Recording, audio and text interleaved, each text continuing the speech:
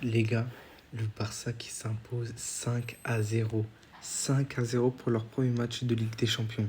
Quand on les voit jouer, on est heureux et eux aussi ils sont heureux. Regardez Cancelo, juste Cancelo comment il joue. Il joue détendu, heureux, le sourire aux lèvres. Et regardez cet homme, il est trop fort. Comment l'Atlético peut le mettre sur le banc? Comment, je comprends pas. Regardez comment il est trop fort, 2 buts, une passe D.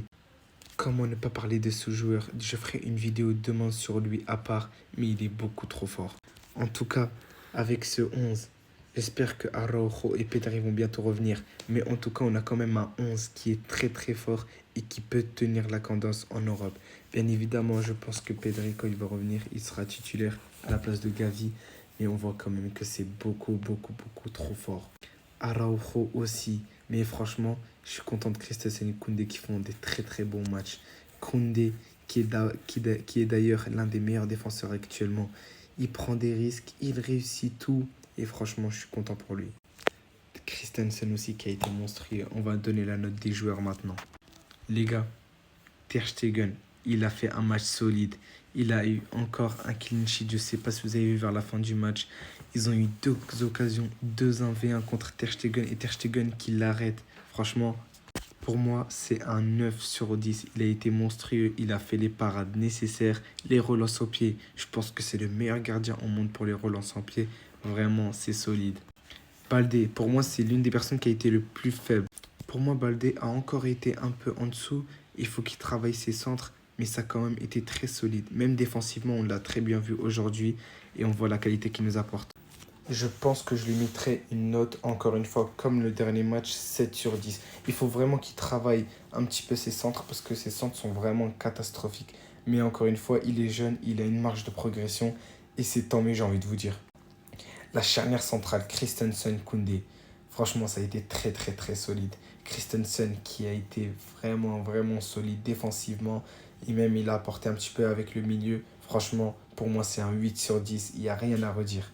Koundé, je pense qu'on est tous d'accord pour dire que je pense que c'est le meilleur défenseur de cette charnière centrale actuellement en tout cas parce que moi je préférais de base Christensen mais Koundé, regardez, il prend beaucoup plus de risques que Christensen, il tente des centres et franchement on voit que la plupart ça lui réussit. Il a même débordé un petit peu sur les côtés droits, il a apporté offensivement, il a été monstrueux pour moi, c'est un 8,5 sur 10, incroyable. Maintenant, Joao Cancelo.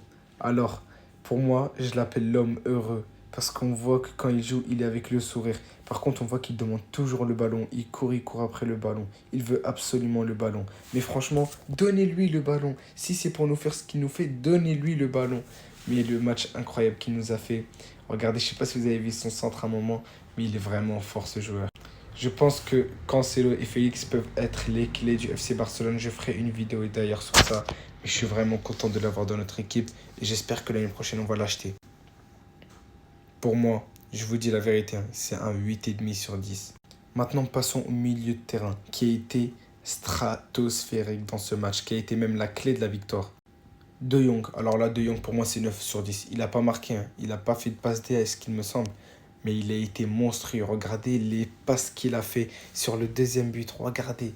Pour Joao Félix, il a été monstrueux. Pour moi, c'est 9 sur 10, largement. Encore une fois, il a été trop fort. Mais je ne veux plus parler de ce joueur parce que je dirais toujours la même chose. Les centres incroyables. Défensivement, il est incroyable. Il joue en 6, il est incroyable. Que voulez-vous que je dise à part qu'il est monstrueux?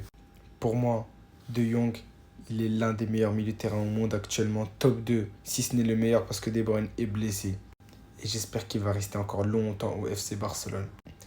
Gavi, alors sa première mi-temps a été un petit peu mitigée, on ne l'a pas trop vu, mais la deuxième mi-temps avec son but et il s'est bien rattrapé. Et encore une fois, ça a été très solide Gavi. Pour moi, je lui donne un 8 sur 10, facile. Il a été bon, on lui a fait il a fait ce qu'on lui a demandé et franchement, il n'y a rien à redire.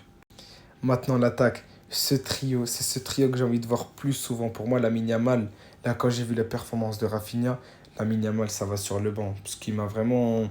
Il a loupé quand même 2 occasions. Mais là, le trio comme ça, c'est vraiment fort. Joao Félix, pour moi, MVP du match, encore une fois.